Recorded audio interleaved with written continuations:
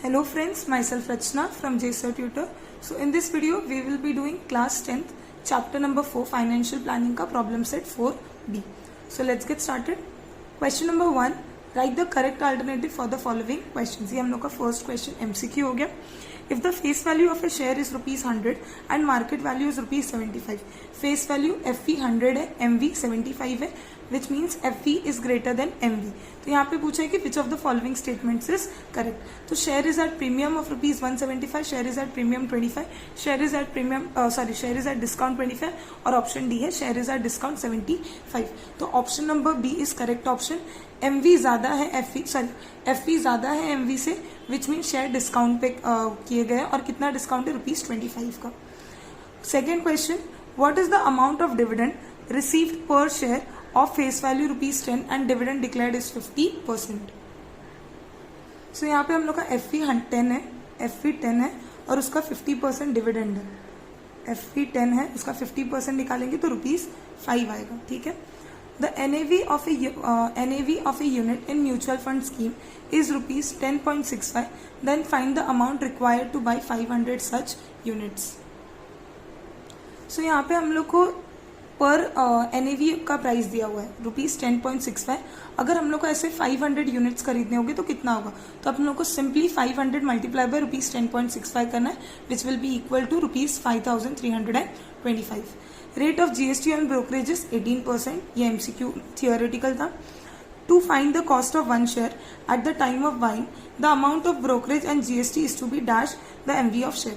तो यहाँ पे क्वेश्चन क्या पूछा है कि अगर हम लोग शेयर को परचेज कर रहे हैं, ठीक है, शेयर को अगर हम लोग परचेज कर रहे हैं तो वो टाइम पे ब्रोकरेज को और GST ऑन ब्रोकरेज को क्या किया जाता है, ऐड, सब्ट्रैक्ट, मल्टीप्लाई या डिवाइड. तो ऑफकोर्स मल्टीप्लीकेशन या डिवीजन तो नहीं होगा, answer would be added to. ठीक है, क्योंकि हम लोग जब कोई भी शेयर को परचेज कर रहे होते तो वो टाइम पे हम लोग को GST ऑन ब्रोकरेज और ब्रोकरेज पे करके उसके साथ हम लोग को सारी चीजों को एड ऑन करके हम लोग को शेयर परचेज करना पड़ता है. यहाँ पे MCQ खत्म हो गया. Second question, find the purchase price of A share of FV 100 है. यहाँ पे देखो पूरे फाइनेंशियल प्लानिंग में क्वेश्चन को बहुत ध्यान से रीड करना, हम लोग को क्या क्या इन्फॉर्मेशन दिया हुआ है वो चीजों को अलग करके अपने को सॉल्व करना है. तो यहाँ पे हम लोग को पूछा क्या है, परचेज प्राइस फाइंड करना है. ठीक है, उसका FV है ₹100. It is at a premium of ₹30. ठीक है, FV 100 है और उसको बोला है कि उसको premium at a premium of ₹30 पे इशू किया गया है, विच मीन्स अगर मेरा FV 100 है, प्रीमियम 30 है, तो मुझे MV मिल जाएगा. MV कितना होगा, 100 + 30 विच इज इक्वल्स टू 130. यहाँ पे हम लोग का MV मिल जाएगा. पूछा है द ब्रोकरेज रेट इज 0.3%. तो ब्रोकरेज रेट दिया हुआ, हम लोग को परचेज प्राइस निकालना है. तो यहाँ पे मैंने सारी चीजें जो गिवन में लिखी हुई थी वो लिख दिया है. FV ₹100, premium ₹30, rate of brokerage दिया हुआ 0.3%. हम लोग को फाइंड करना है purchase price of each share. तो सबसे पहले तो हम लोग को MV निकालना है. MV equals to FV plus premium. क्या हम लोग के पास FV है, हम लोग के पास FV है ₹100. क्या हम लोग के पास प्रीमियम है ₹30. तो MV कितना हुआ, MV हुआ ₹130. MV मिल गया हम लोग को, यहाँ पे MV मिल गया. अब इसकी हेल्प से हम लोग ब्रोकरेज निकालेंगे. ब्रोकरेज, अमाउंट ऑफ ब्रोकरेज हमेशा किस पे निकलता है, ब्रोकरेज हमेशा MV पे निकलता है. Amount of brokerage equals to 0.3% multiply by MV कितना है, 130.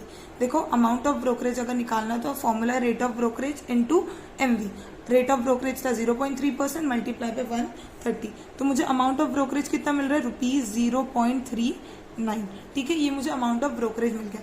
बट क्या मुझे अमाउंट ऑफ ब्रोकरेज निकालना था, मुझे निकालना था purchase price of each share.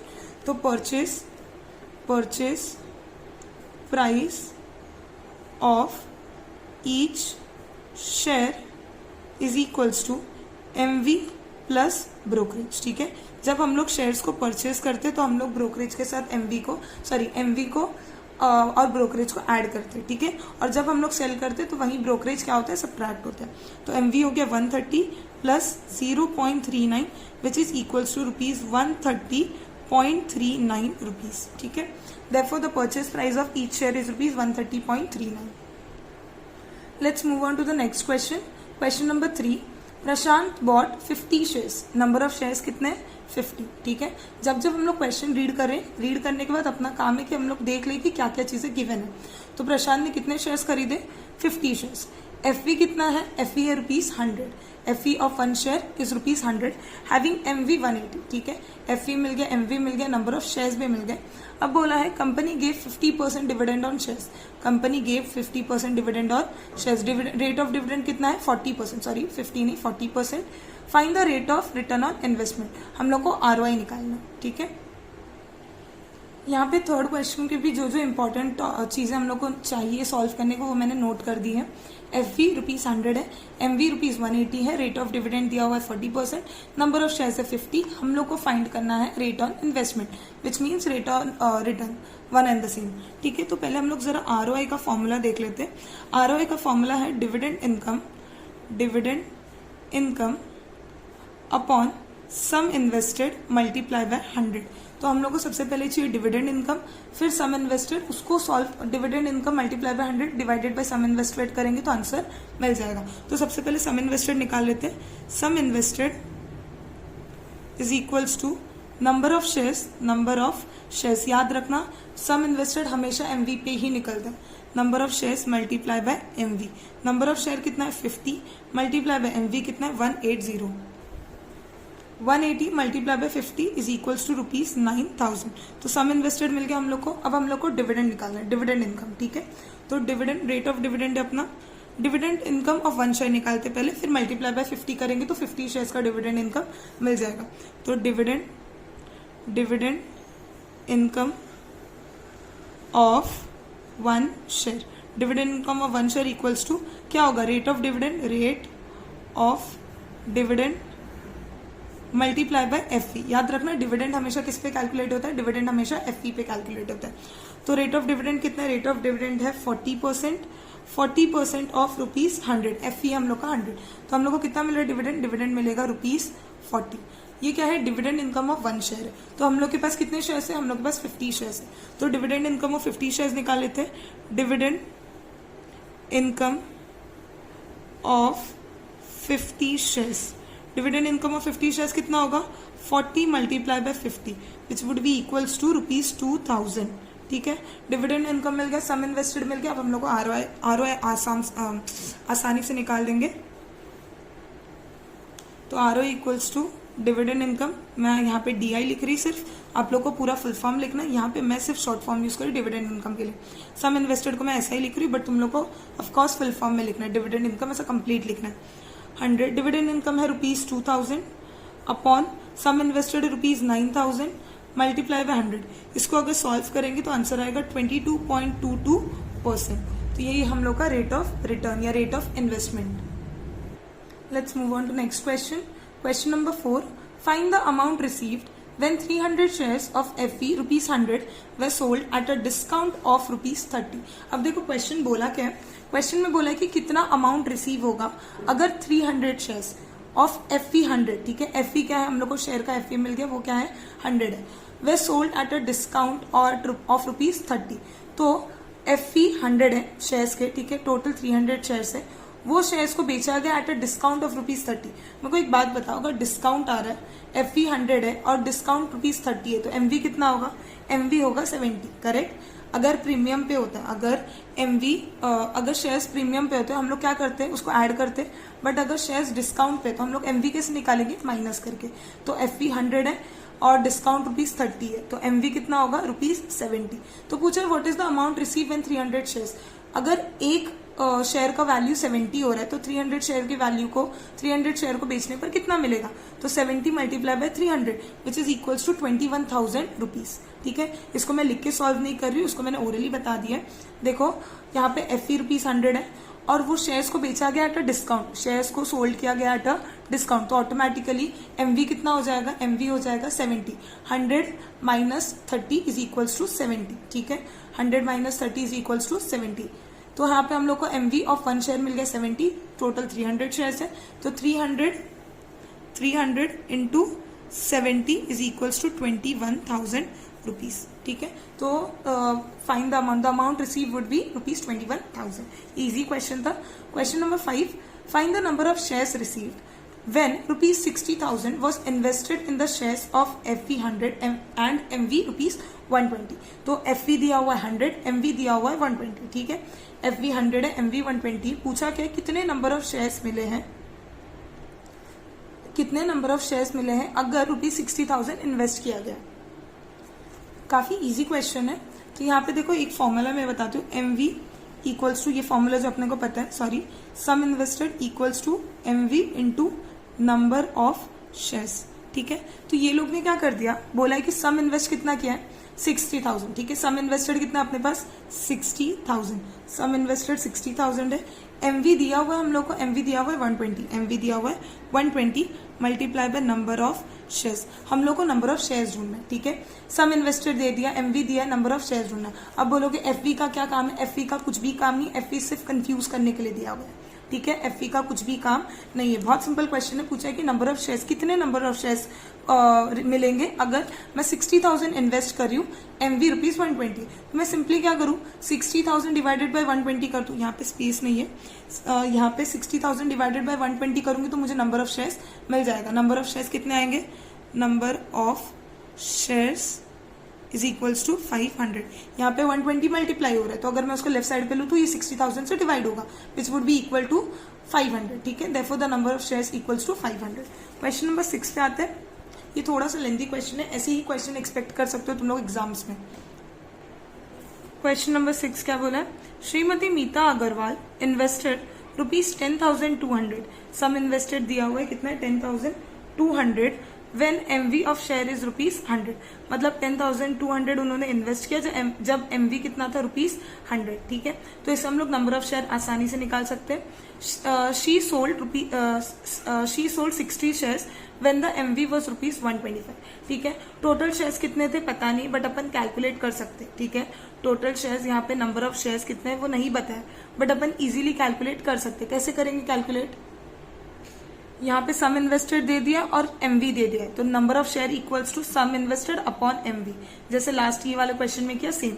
अगर तुम लोग को नंबर ऑफ शेयर निकालना है तो तुम लोग डायरेक्टली ये फॉर्मूले से निकाल सकते हो.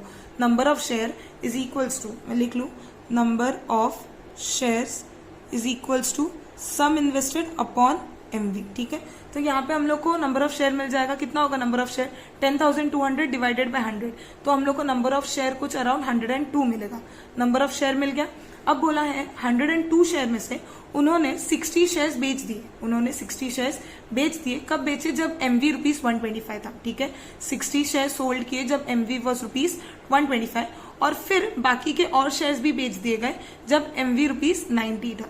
ठीक है, तो यहाँ पे दो ट्रांजेक्शन, बेसिकली यहाँ पे 3 ट्रांजेक्शन है. सबसे पहले उन्होंने इन्वेस्ट किया 10,200 व्हेन MV रुपीज 100 था. यहाँ से हम लोग को नंबर ऑफ शेयर मिल जाएगा. फिर वो 102 शेयर जो मिले थे उसको उन्होंने 60 उसमें से 60 शेयर्स बेच दिए जब MV 125 था, और फिर बाकी के जितने भी शेयर्स थे वो बेच दिए जब MV रुपीज 90 था. उन्होंने 0.1% ब्रोकरेज पे किया for each trading. Find whether she made profit और लॉस. सो यहाँ पे मैंने क्वेश्चन नंबर 6 को ओवरऑल सारी चीजों को कवर करने की कोशिश की है. पहले हम लोग को बोला था कि श्रीमती मीता अग्रवाल ने इन्वेस्ट किया rupees 10,200 at rupees MV rupees 100 था वो टाइम पे. ठीक है, फिर उन्होंने 60 शेयर्स को बेच दिया एट MV 125 और बाकी के शेयर्स को बेच दिया at MV 90. Rate of brokerage for each trading 0.1% था. तो सबसे पहले हम लोग को ये पता होना चाहिए कि नंबर ऑफ शेयर्स कितना है. तो हम लोग इजीली नंबर ऑफ शेयर्स निकाल सकते हैं. Number of shares is equals to sum invested, मैं यहाँ पे शॉर्ट फॉर्म लिख रही हूँ बट तुम लोग को कंप्लीट लिखना है, सम इन्वेस्टेड अपॉन MV. ठीक है, सम इन्वेस्टेड कितना है 10,200 upon 100 which is equals to 102 shares. तो हम लोग को कितने शेयर्स मिल गए, 102 शेयर्स. पता चल गए कि नंबर ऑफ शेयर्स कितने 100 है. अब हम लोग स्टार्ट करते हैं. बोला क्या, rate of brokerage for each trading is 0.2%. सबसे पहला ट्रांजेक्शन क्या हो रहा है, जब शेयर श्रीमती मीता अग्रवाल परचेज कर रही है. श्रीमती मीता अग्रवाल ने जब शेयर्स परचेज किया, जब सम इन्वेस्ट किया, तब वो उनका फर्स्ट ट्रेडिंग हुआ. उन्होंने सम इन्वेस्ट किया मतलब क्या किया, शेयर्स को परचेज किया. राइट, जब शेयर्स को परचेज करे तो ये उनका फर्स्ट ट्रेडिंग हो गया. तो उस पर हम लोग को क्या निकालना पड़ेगा, ब्रोकरेज. ब्रोकरेज का रेट कितना है 0.1%. तो brokerage equals to brokerage paid during purchase of share. Brokerage paid during purchase of shares कितना होगा? ऑफकोर्स 0.1% होगा, 0.1%। किसका? 0.1% ऑफ 10,200, क्योंकि उन्होंने टोटल अमाउंट कितना इन्वेस्ट किया? 10,200। तो इसका 0.1% आएगा ₹10.20। ठीक है, ब्रोकरेज मिल गया, फर्स्ट ट्रेडिंग का ब्रोकरेज मिल गया हम लोग को। इसके बाद क्या हुआ? इसके बाद उन्होंने 60 शेयर्स अपने बेच दिए। इसके बाद उन्होंने अपने 60 शेयर्स बेच दिया एट MV ₹125। तो 60 शेयर्स के बेचने पर कितना अमाउंट रिसीव हुआ? Amount received on selling 60 shares, on selling 60 shares at ₹125। तो कितना मिला होगा उनको? उनको मिला होगा 60 मल्टीप्लाई बाय 125 कॉस्ट। एक शेयर को उन्होंने 125 में बेचा, टोटल 60 शेयर्स बेचा, तो उनको कितना मिला होगा? ₹7,500। उनको इतना शेयर्स बेच के कितना मिला? 7,500। अब क्या बोला है? Remaining sold the remaining shares at MV 90। ठीक है, अभी 102 टोटल शेयर्स थे, 102 में से 60 शेयर्स बेच दिए गए, तो कितने शेयर्स बचे? Number of remaining shares, number of remaining shares कितना होगा? 102 माइनस 60 कितना होगा? 42 शेयर्स। ठीक है, अभी कितने शेयर्स बचे? 42 शेयर्स। तो 42 शेयर्स को उन्होंने कितने में बेचा? उन्होंने MV ₹90 पे बेचा। तो amount received on selling 42 shares at ₹90। कितना अमाउंट रिसीव होगा? 42 multiply by 90 which is equals to ₹3780। ये दोनों को मल्टीप्लाई करेंगे तो कितना मिला? ₹3780 शेयर्स। मतलब उन्होंने टोटल 102 शेयर्स खरीदे थे, 102 शेयर्स खरीदे थे, फिर उनको दो पार्ट्स में उन्होंने बेच दिया। पहले 60 शेयर्स को बेच के उनको 7,500 मिला, और फिर 42 शेयर्स को बेच के उन्हें ₹3,780 मिला। इन टोटल उन्हें कितना मिला? उन टोटल उन्हें 7,500 प्लस ₹3,780 मिला।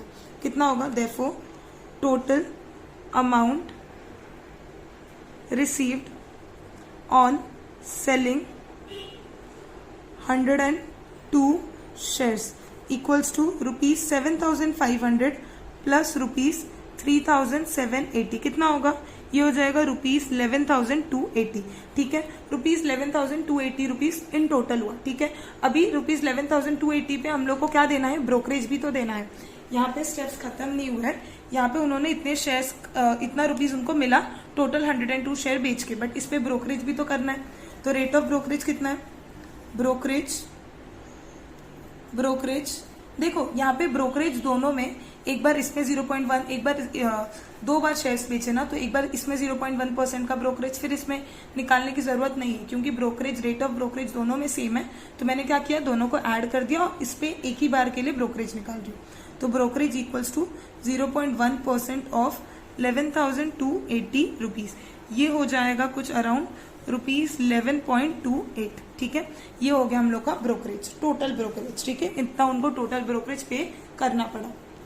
तो अभी हम लोग क्या कर सकते हैं? इसके बाद अभी हम लोग को पूछा है कि पूरे ट्रांजैक्शन, ये जो पूरा ट्रांजैक्शन हुआ, इसमें श्रीमती मीता अग्रवाल को प्रॉफिट हुआ कि लॉस हुआ, तो मुझे जानना पड़ेगा कि उनको नेट इनकम कितना है। ठीक है, तो उनको कितना मिला? उनको मिला 11,280 मिला 102 शेयर्स बेच के।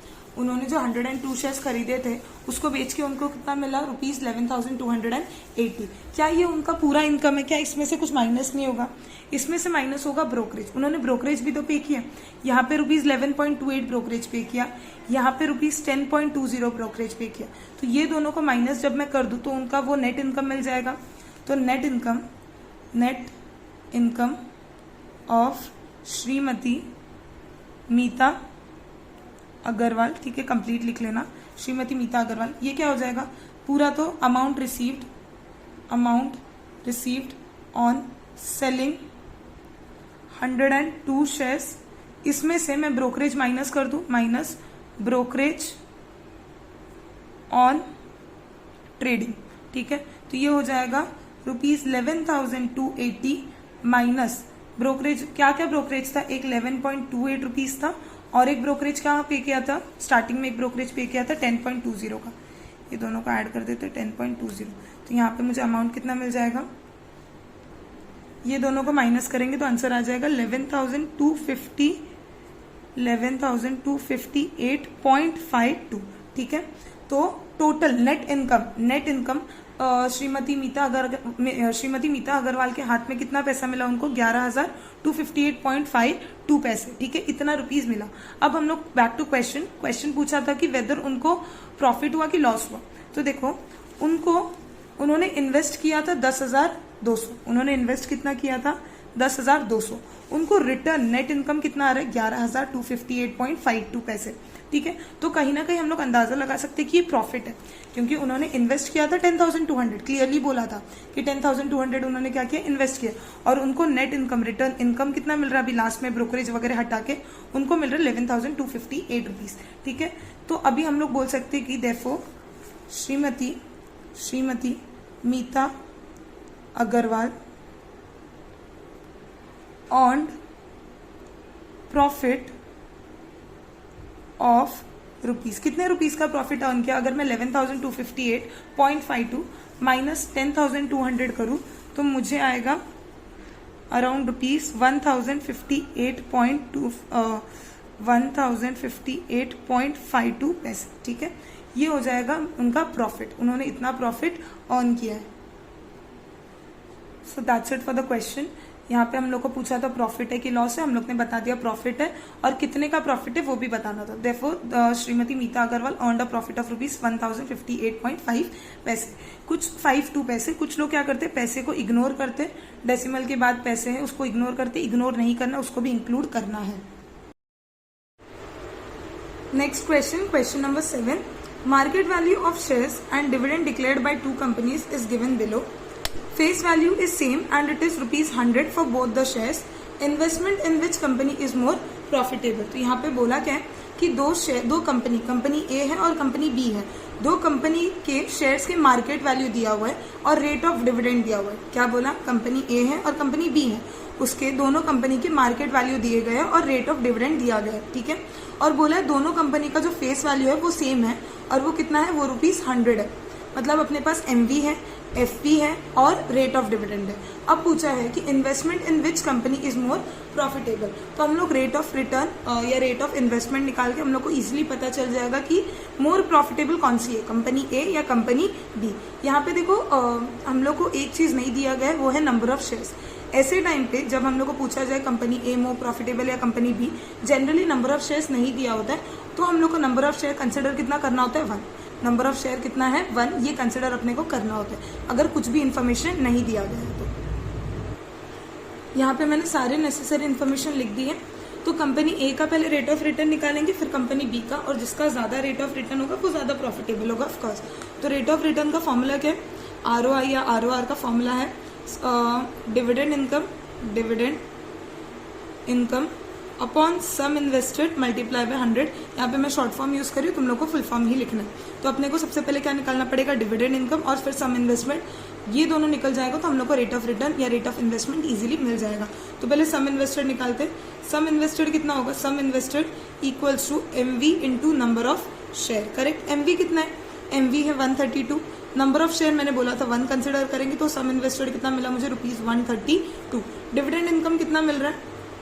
डिविडेंड इनकम DI लिख रही हूँ यहाँ पे मैं। Dividend income, rate of dividend कितना है? 12%।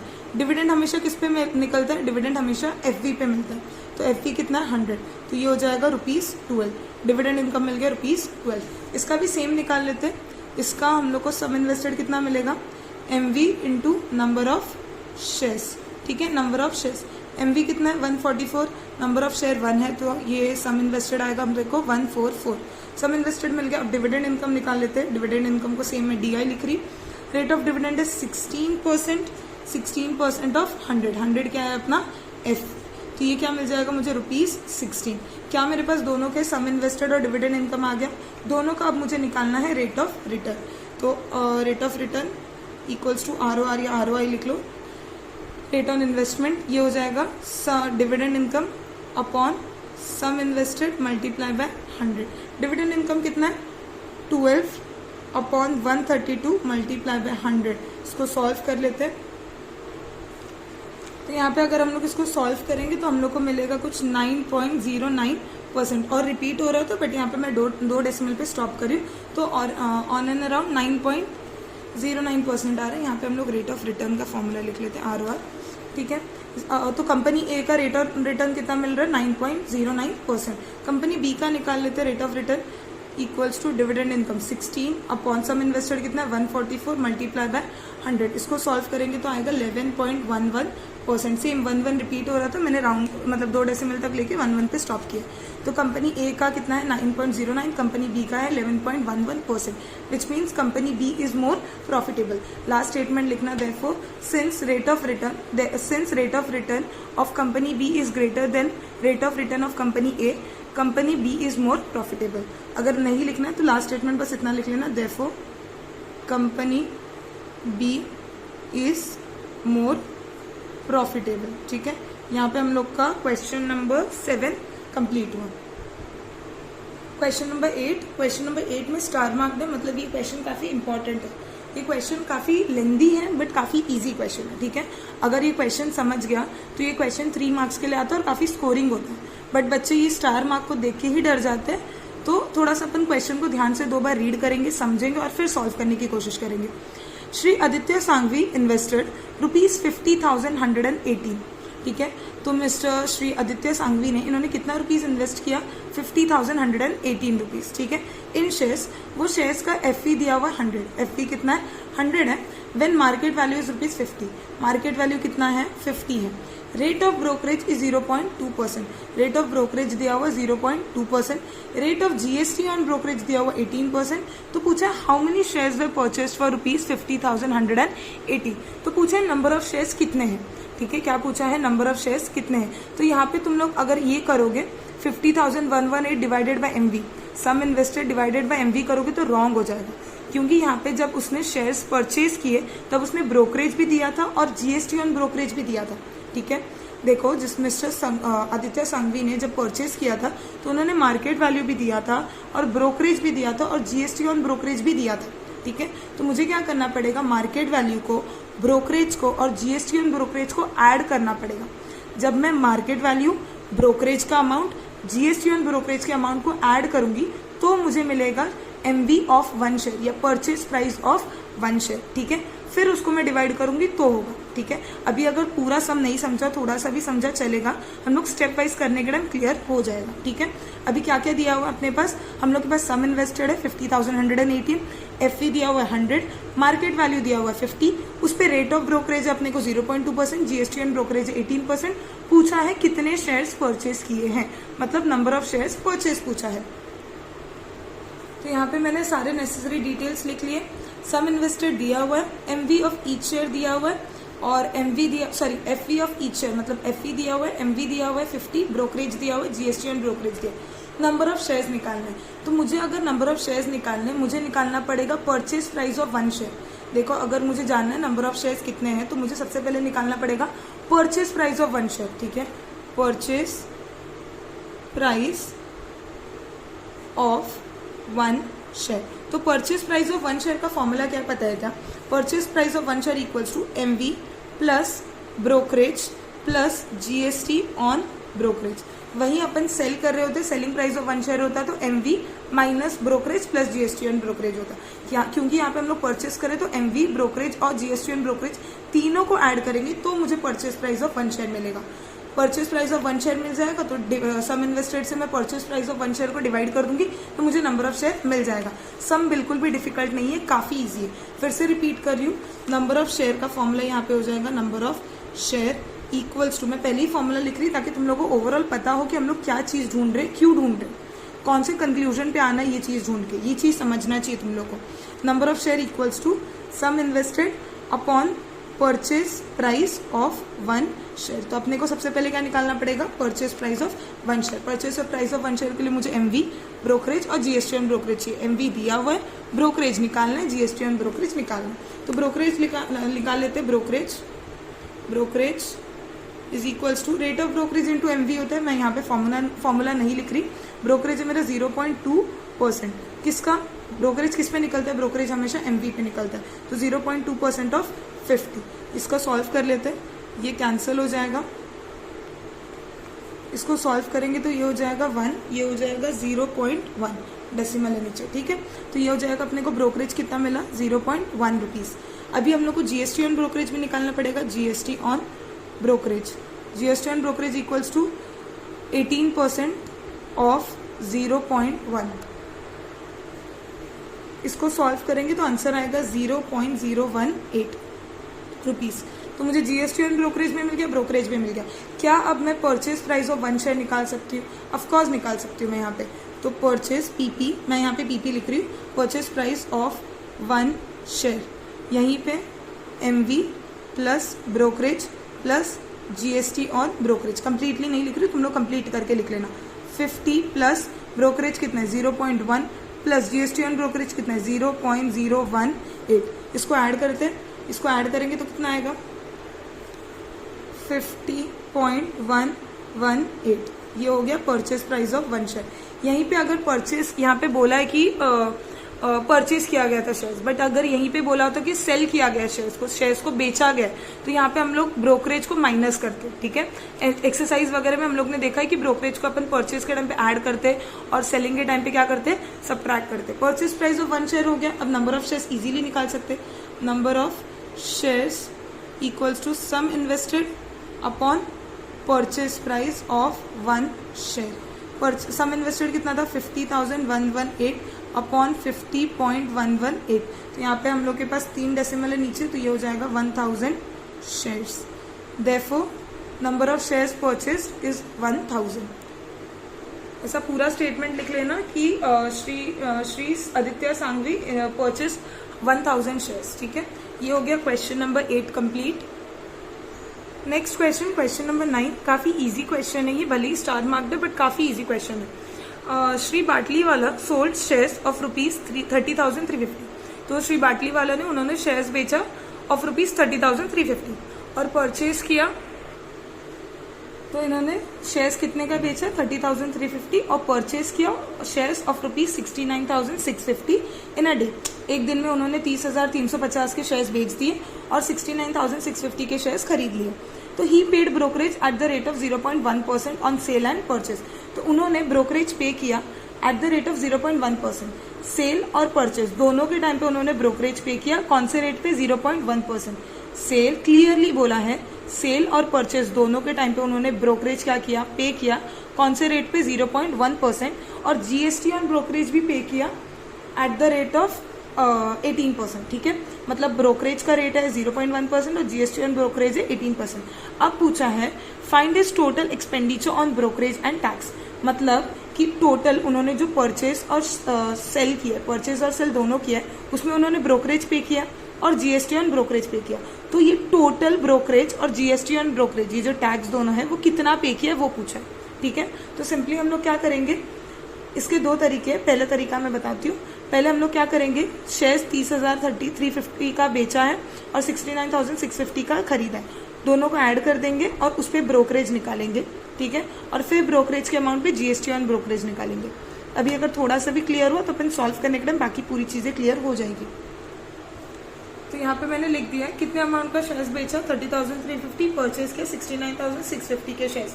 रेट ऑफ ब्रोकरेज 0.1% है, जीएसटी ऑन ब्रोकरेज 18% है। क्योंकि ब्रोकरेज का रेट और जीएसटी ऑन ब्रोकरेज का रेट, दोनों का जो रेट है, परसेंटेज है, वो दोनों के लिए सेम है। तो मैं क्या कर रही हूँ, दोनों को ऐड कर दे रही हूँ और डायरेक्टली रेट ऑफ ब्रोकरेज निकालेंगे। तो total amount of shares, total amount of shares क्या होंगे, सोल्ड वाले प्लस परचेज वाले, ठीक है। टोटल अमाउंट ऑफ शेयर्स अपने को इन टोटल क्या निकालना है, टोटल ब्रोकरेज कितना पे किया और टोटल जीएसटी ऑन ब्रोकरेज कितना पे किया। टैक्स मतलब जीएसटी ऑन ब्रोकरेज ही पूछा है, यही पूछा है। तो अपन क्या करेंगे, सेलिंग वाले शेयर्स और परचेज वाले शेयर्स दोनों को ऐड कर देंगे। सेलिंग वाले शेयर्स कितने हैं 30,350 और परचेज वाले हैं 69,650। दोनों को ऐड करेंगे तो अपने को मिल जाएगा 1 लाख रुपीज, ठीक है। टोटल अमाउंट मिल गया, ठीक है, टोटल अमाउंट मिल गया। अब इस पर अपन ब्रोकरेज निकालेंगे। ब्रोकरेज कितना होगा, ब्रोकरेज इक्वल्स टू 0.1%। किसका 0.1%, 1 लाख का। ये 2 0 कैंसिल, यहाँ पे मल्टीप्लाई करेंगे तो ये हो जाएगा ₹100। कितना आएगा, ₹100। ब्रोकरेज मिल गया। अब जीएसटी ऑन ब्रोकरेज में निकालना है। Therefore GST on brokerage, GST on brokerage कितना होगा GST on brokerage 18% of brokerage 18% of brokerage B लिखा है मैंने सिर्फ, तो 18/100 multiply by 100 which is equals to ₹18। तो जीएसटी ऑन ब्रोकरेज कितना मिला मुझे 18 रुपीज। ठीक है, तो अभी टोटल एक्सपेंडिचर कितना हुआ होगा उसको, ब्रोकरेज उसने 100 रुपीज पे किया और GST on brokerage 18, therefore total expenditure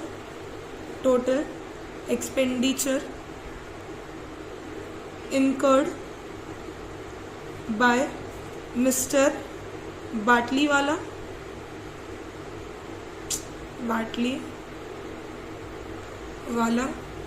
on brokerage and tax is ₹118। 100 brokerage pay गया और 18 rupees GST on brokerage pay गया। यहाँ पे क्वेश्चन नंबर 9 कंप्लीट हो गया अपना। लास्ट सेकेंड क्वेश्चन बचा अभी, क्वेश्चन नंबर 10 देखते हैं।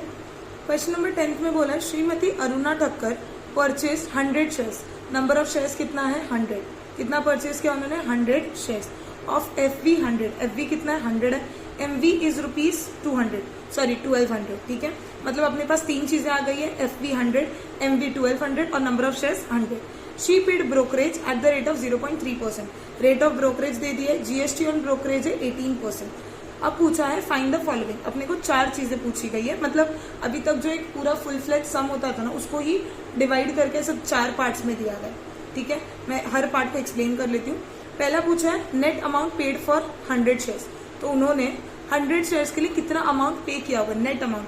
इन शॉर्ट इसको सम इन्वेस्टेड समझ सकते हो तुम लोग। ठीक है, तुम लोगों को यहाँ पे क्या पूछा है सम इन्वेस्टेड, कि सम इन्वेस्टेड कितना होगा, तो इजी है। सम इन्वेस्टेड क्या होता है MV into number of share. क्या मेरे पास एमवी है, हाँ मेरे पास एमवी है 1200। क्या मेरे पास नंबर ऑफ शेयर है, नंबर ऑफ शेयर है 100, तो क्या मुझे नेट अमाउंट या सम इन्वेस्टेड मिल जाएगा, नेट अमाउंट या सम इन्वेस्टेड हो जाएगा 1200 मल्टीप्लाई बाय 100। फर्स्ट सम खत्म हो गया। ठीक है, फर्स्ट वाला पार्ट कंप्लीट हो गया। सेकंड पार्ट है brokerage paid on sum invested, अभी हम लोग ने सम इन्वेस्टेड निकाला। ठीक है, सम इन्वेस्टेड क्या है 1200 मल्टीप्लाई बाय 100 कितना होगा, 1200 मल्टीप्लाई बाय 100 हो जाएगा कुछ अराउंड 1,20,000। तो सम इन्वेस्टेड पे अपने को क्या निकालना है ब्रोकरेज, ब्रोकरेज का भी रेट दिया हुआ है तो रेट ऑफ ब्रोकरेज इजीली निकल जाएगा। फिर ब्रोकरेज के अमाउंट पे अपने को जीएसटी पेड ऑन ब्रोकरेज निकालना है। ठीक है, अब अपने पास सम इन्वेस्टेड हो गया, ब्रोकरेज हो गया, जीएसटी ऑन ब्रोकरेज हो गया। अब अगर मैं शेयर्स को परचेज करी तो मेरा क्या होगा फॉर्मूला, सम इन्वेस्टेड प्लस ब्रोकरेज, ब्रोकरेज देना पड़ेगा प्लस जीएसटी ऑन ब्रोकरेज, तीनों को मैं ऐड कर दूंगी तो मुझे मिल जाएगा total amount paid for 100 shares. यहाँ पे अपना मैंने सिर्फ सम को ओरली एक्सप्लेन किया, अभी इसको अपन रिटर्न में सॉल्व करेंगे। यहाँ पे मैंने सारे डिटेल्स लिख लिए, नंबर ऑफ शेयर 100, एफवी 100 है, MV 1200, rate of brokerage 0.3%, GST on brokerage 18%। तो net amount paid for 100 share, ये अपना फर्स्ट सब क्वेश्चन है राइट। तो इसको सॉल्व करने के लिए अपने को क्या चाहिए, net amount paid for 100 shares, MV of 1 share multiply by number of shares. मैंने बोला था इसको अपन सम इन्वेस्टेड भी बोल सकते हैं। ठीक है, नंबर ऑफ शेयर, बट अपने को सम इन्वेस्टेड लिखना नहीं, मैंने बस इसलिए लिखा है ताकि तुम लोग कंफ्यूज मत हो जाओ, इसके लिए मैंने बस साइड में सम इन्वेस्टेड लिखना है। तुम लोग को लिखना है net amount paid for 100 share, MV है 1200 multiply by number of share है 100, तो मुझे कितना मिला 1,20,000। ठीक है, कितने जीरो थे, 4 0 आ गए मेरे, तो मेरा नेट अमाउंट कितना मिला 1,20,000। इसको अपन सम इन्वेस्टेड भी बोल सकते हैं। ये अपना फर्स्ट पार्ट हो गया। सेकेंड पार्ट में अपने को पूछा है brokerage paid, brokerage paid on sum invested. ठीक है, क्या पूछा अपने को, brokerage paid on sum invested. तो क्या मेरे पास रेट ऑफ ब्रोकरेज है, रेट ऑफ ब्रोकरेज बी लिखा है मैंने सिर्फ अभी 0.3%, तुम लोग को पूरा कंप्लीट लिखना है। तो रेट ऑफ ब्रोकरेज 0.3% है, मेरे पास सम इन्वेस्टेड भी है, अगर मैं इसको मल्टीप्लाई करूंगी तो मुझे इजीली ब्रोकरेज मिल जाएगा। तो brokerage is equals to 0.3% of 1,20,000, 1,20,000। ठीक है, एक्स्ट्रा हो गया 1 0।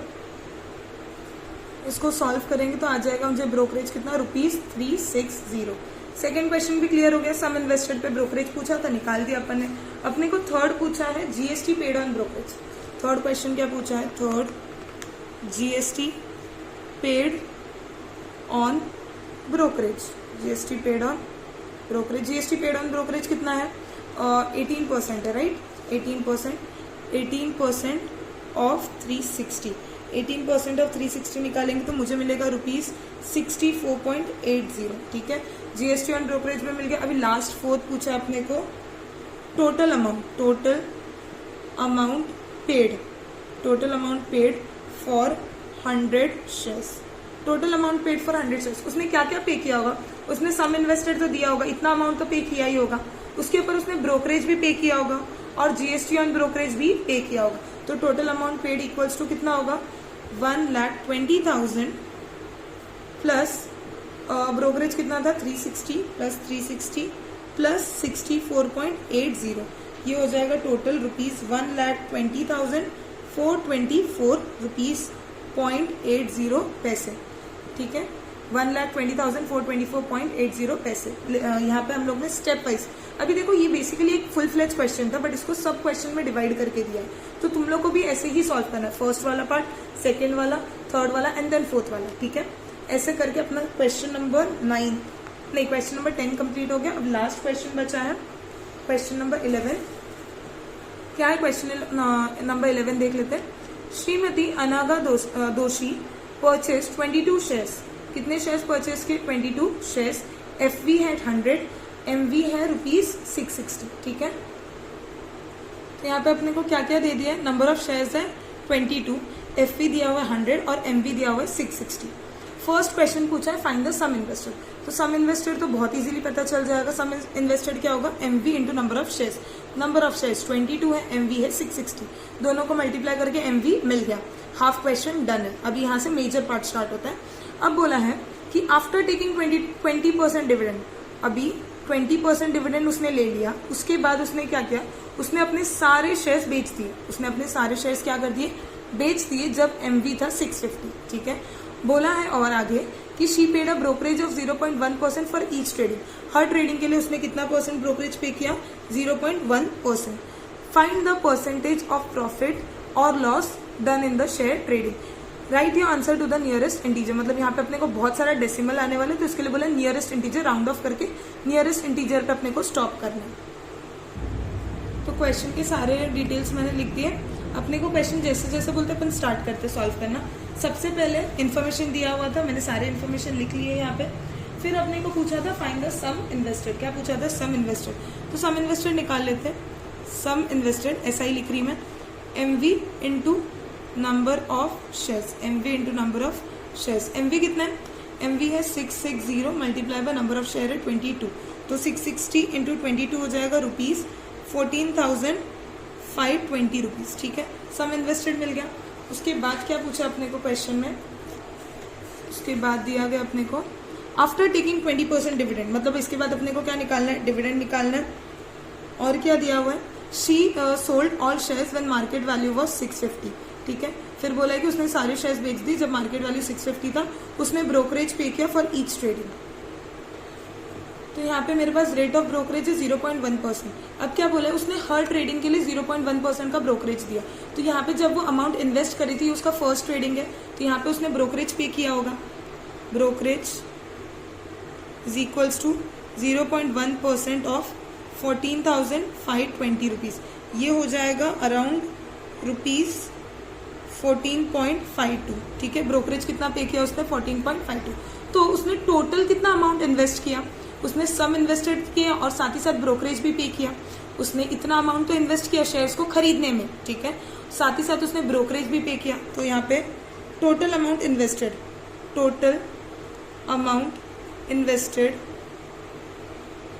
On 22 shares, total amount invested on 22 shares कितना होगा? 14,520 प्लस 14.52, ये दोनों को ऐड करेंगे तो अपने को मिलेगा अराउंड 14,534.52 रुपीज। ठीक है, ये है टोटल अमाउंट इन्वेस्टेड। ये क्या है? Total amount invested. अब अपने को डिविडेंड भी तो निकालना, उसको कितना मिला था? डिविडेंड मिला था। अच्छा, एक और बात, यहाँ पे हम लोग टोटल अमाउंट इन्वेस्टेड क्यों निकाल रहे हैं ये मैं बता दूं। अपने को पूछा गया है कि प्रॉफिट है कि लॉस है, वो बताओ। ठीक है, तो सबसे पहले मुझे निकालना पड़ेगा कि मैंने टोटल इन्वेस्ट कितना किया।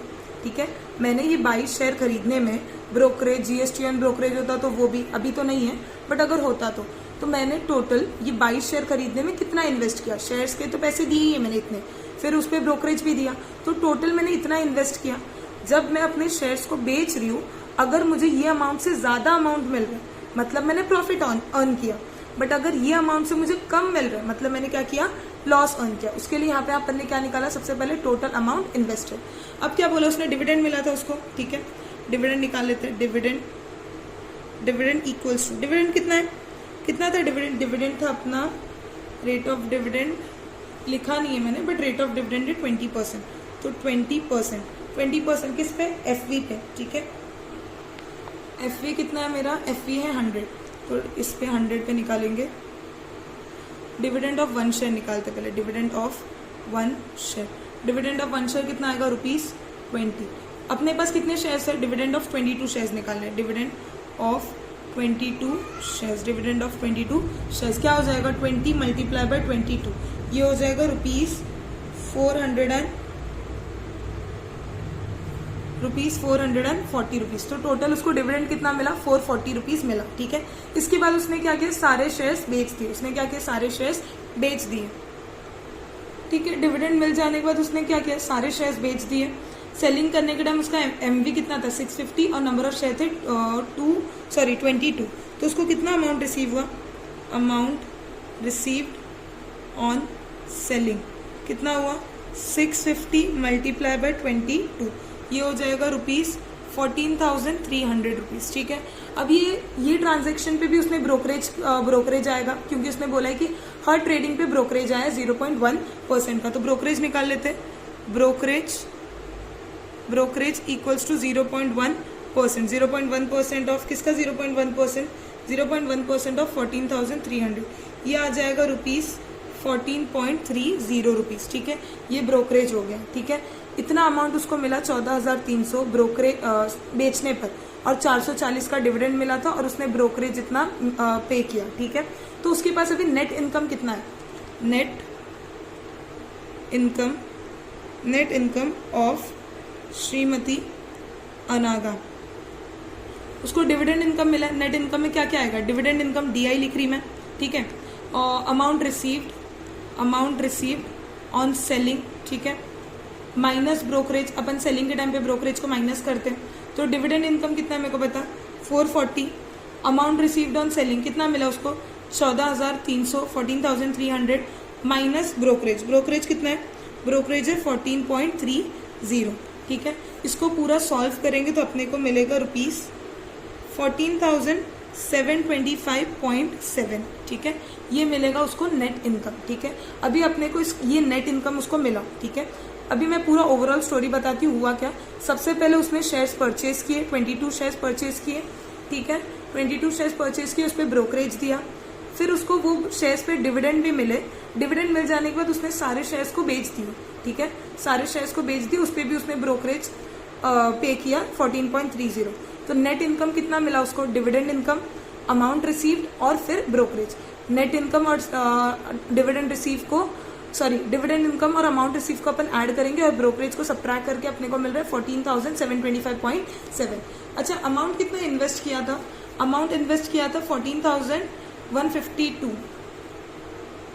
अमाउंट इन्वेस्ट किया था 14,534.52, और अपने को मिल कितना रहा रिटर्न 14,725। मतलब कहीं ना कहीं उसका प्रॉफिट हुआ, क्योंकि नेट इनकम ज्यादा आ रहा है, तो प्रॉफिट हुआ।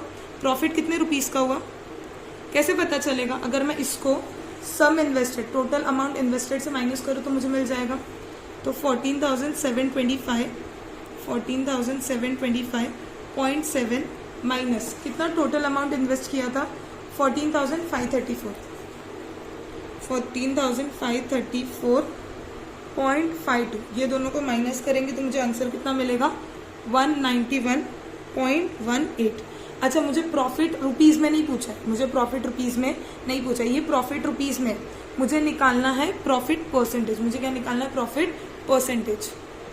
तो प्रॉफिट परसेंटेज कैसे निकाल सकते हैं अपन, प्रॉफिट कितने रुपीस का है, प्रॉफिट है ₹191.8 का अपॉन अमाउंट इन्वेस्टेड, कितना अमाउंट इन्वेस्ट किया था 14,534.52 रुपीज मल्टीप्लाई बाय 100। इसको सॉल्व करते हैं, तो इसको अगर सॉल्व करेंगे तो आंसर आ रहा है 1.3153, मतलब आंसर्स बहुत ज़्यादा आगे आ रहे हैं। अपने को पूछा है नियरेस्ट इंटीजर तक लिखना है, नियरेस्ट इंटीजर मतलब राउंड ऑफ करना है, सॉरी। तो ये कितना हो जाएगा 1.315, तो नियरेस्ट इंटीजर हो जाएगा 1%। अगर ये 5 से ज्यादा हो तो अपन 2 लिख सकते थे, बट यहाँ पे अपन लिखेंगे 1%। देयरफॉर प्रॉफिट परसेंट या profit earned by Shrimati Anagha Doshi is 1%। यहाँ पे अपना क्वेश्चन नंबर 11 और पूरा प्रॉब्लम सेट 4 भी कंप्लीट हुआ।